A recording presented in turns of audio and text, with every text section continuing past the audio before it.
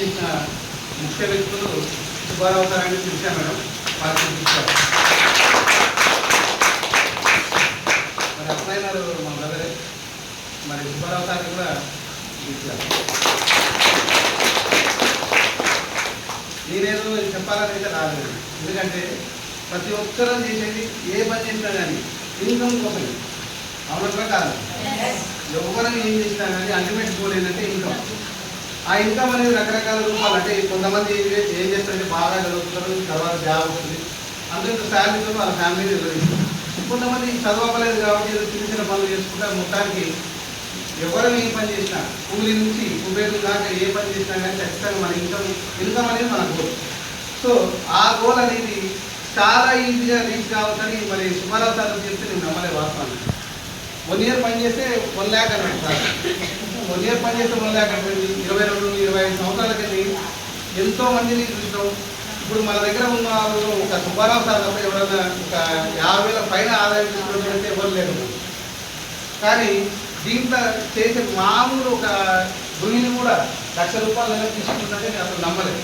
కానీ number of meetings sir చెప్తూ ఉండేది, పోతూ ఉండేది అన్నమాట. కొన్ని మీటింగ్లలో ఇలాగే ముందు వాళ్ళు చెప్తూ ఉంటే వాళ్ళ అనుభవాల ద్వారా మరి ఒక ఇంట్లో ఉండే భూమిని 2 లక్షలు, 3 లక్షలు, 4 లక్షలు అని చెప్తుంటే ఈ సంవత్సరానికైనా ఒక నెల కానుంది. కానీ వాస్తవానికి వాళ్ళ ఐడి పాస్వర్డ్ గుర్తిస్తే వాళ్ళ ఇన్కమ్ ఏదో మనకి ఈజీగా తెలుస్తుంది. మన చదువురాని వాళ్ళం కాదు, ఎవరో ఏదో ఒకటి చెప్తే నమ్మేటోళ్ళం కూడా కాదు. సో ఏదైనా ప్రాక్టికల్గా ఉండాలి. ఇప్పుడు నేను ఎంత కష్టపడ్డా కానీ నేను రియల్ ఎస్టేట్ చేస్తా, ఎల్ఐసి చేస్తా, టీచింగ్ చేస్తా, మా మిసెస్ జాబ్ చేస్తుంది. నా పేరు ఆల్రెడీ చెప్పింది కాబట్టి రమారాజు ఆల్రెడీ పోస్టల్ ఎంప్లాయ్. ఇంత కష్టపడ్డా కానీ మాకు నెలకు ఒక 50,000 రావడానికి చాలా ఇబ్బంది పడుతుంది. కానీ మా పిల్లలు ఆల్రెడీ ఇంటర్మీడియట్ స్టేజ్ వచ్చినప్పుడు ఒక ఆయన బిఎస్ ఫస్ట్ ఇయర్, ఒక ఆయన ఇంటర్మీడియట్ ఫస్ట్ ఇయర్, ఇద్దరికి 3-6 లక్షల రూపాయలు చెప్తాగా పెట్టాల్సింది. మన మిడిల్ క్లాస్ మెంటాలిటీ ఏంటంటే మనం ఎట్టున్నా సరే మన పిల్లలు బాగున్నారు. మన పిల్లలు బాగున్నారంటే వాళ్ళకు ఖర్చు బాగా అవుతుంది. ఆ ఖర్చు కోసం మనం ఏం చేస్తామంటే కామన్గా అప్పులు చేస్తుంటాం. మరి అప్పులు చేస్తే తర్వాత ఏజ్ పెరుగుతుందంటే మన ఏజ్ అనేది పెరుగుతుంది. అంటే ఇన్ని రోజులు మనం సంపాదించని ఆస్తి ఇప్పుడు అప్పుల ద్వారా మళ్ళీ ఇది కొత్తగా కూడా ఉంటుంటే మళ్ళీ లాస్ట్ వరకు ఆ అప్పుల భారం అనేది పిల్లల మీద వేయాలి. సో ఇప్పుడు నా ఏజ్ 45 years అండి. ఈ మీటింగ్స్లోకి వచ్చిన తర్వాత ఒకటి డిసైడ్ అయినప్పుడు 5 years గోల్ పెట్టుకుంది. ఎక్కువ నేను పెట్టుకోను. 5 years గోల్ అంటే 50 years వచ్చే వరకు ఒక మంచి ఇన్కమ్ హోల్డర్గా మారి ఒక లగ్జరీ లైఫ్ని లీడ్ చేస్తూ నా పిల్లలకి ఏదైతే చదివించాలనుకుంటున్నా అది ఖచ్చితంగా చదివిస్తూ వాళ్ళని సెటిల్ చేస్తూ నా ద్వారా కొంతమంది లైఫ్లు మార్చాలన్న ఆలోచనని ఈ ప్లాట్ఫామ్కి రావడం జరిగింది. ఇప్పుడు నేను స్టార్టింగ్లో ఇది ఒకటే నెలలో డైరెక్టర్ అయినాను. ఇప్పుడు డైరెక్టర్ కావాలంటే 3 నుంచి 4 నెలలు ఖచ్చితంగా పడుతుంది. కానీ సుబ్బారావు సార్ వ్యవస్థ స్కూల్ టీచర్లు కాబట్టి ఎండాకాలంలో తీసుకున్నాం కానీ మాకు వేరే పని లేదు.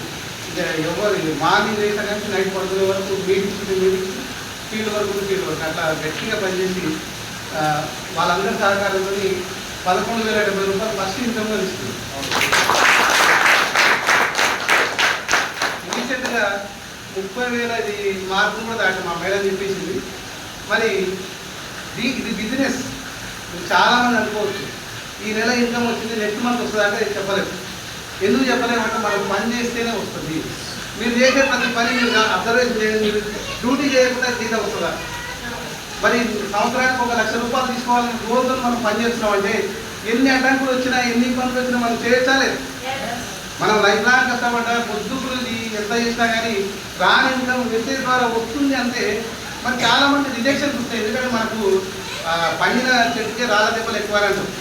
మరి ఖచ్చితంగా మనం టెస్ట్ చేయడానికి దేవుడు రకరకాలుగా మనం పరీక్షిస్తున్నాడు.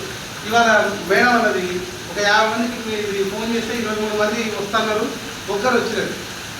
కానీ ఆ ఒక్కరు వచ్చినా రాకుండా మనం ఫస్ట్ ఇక్కడ నిలబడాలి. సీనియర్స్ ఏం చెప్తారు, మీరు ఎవరు వచ్చినా రాకుండా మీరు నిలబడండి. ఫస్ట్ 1 year పాటు నిలబడితే ₹1,00,000 అదే వస్తుంది, ఇంటి ముందు అదే వస్తుంది.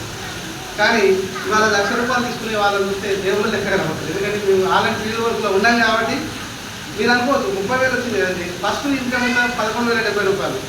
నేను ఇప్పుడు మా మేడం చెప్పినట్టు 7 నెలలు ఇప్పుడు జర్నీ చేయబట్టి మీరు అనుకోవచ్చు సార్కి ప్రతి నెల 20,000 వస్తుంది, 30,000 వస్తుంది అనుకోవచ్చు. ఫస్ట్ నెల 11,000, సెకండ్ నెల నీ స్కూల్ ఓపెనింగ్ మనం నేనేం చేయలేదు. కాబట్టి ధైర్యంగా చెప్పుకోవాలండి. ఏదైనా పైసలు వచ్చినా రాకుండా మనం ఎక్కడ నిలబడాలి, చేయాలి. 2వ నెల 1000 రూపాయలు నా ఆదాయం. 3వ నెల మన కసిగా తీసుకొని మా బాగారంటే పోయినసారి 13,000 తీసుకొని ఈసారి మళ్ళీ ఎందుకు దిగిపోయినామని మళ్ళీ 25,000 చిల్లర 25,000 చిల్లర మా బావగారి ద్వారా నేను సాధిస్తాను. మా సిస్టర్ కూడా ఈ టీంని కాపాడు.